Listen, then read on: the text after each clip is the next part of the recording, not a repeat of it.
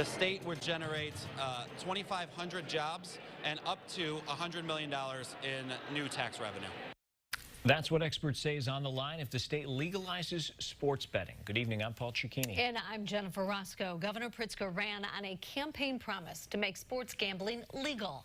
And the U.S. Supreme Court paved the way for that to happen last year.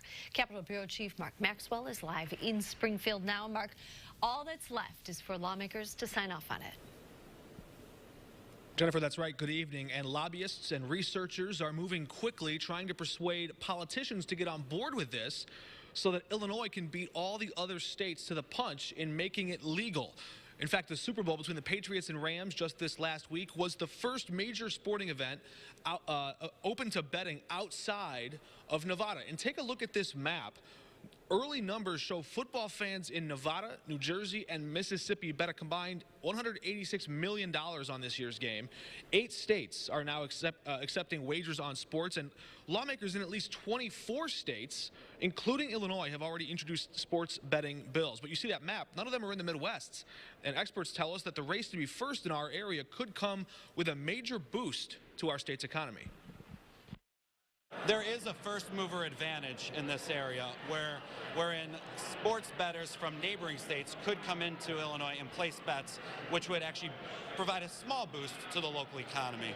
And so it would help the state of Illinois achieve those estimates. So for those of you keeping score at home, the Illini were big underdogs last night. The spread there, 10.5 points.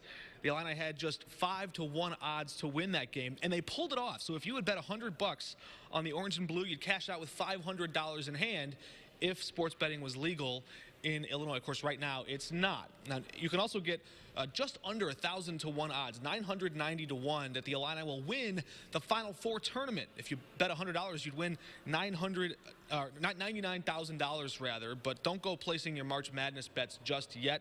At least not in Illinois, because it's still not legal. If this proposal does get the green light, though, this year, sources tell us that the effort probably won't happen until later in the session. So still a ways to go, but we're seeing the first early arguments supporting sports gambling showing up here in Springfield. Jennifer? I know a lot of people who'll be watching this one very closely.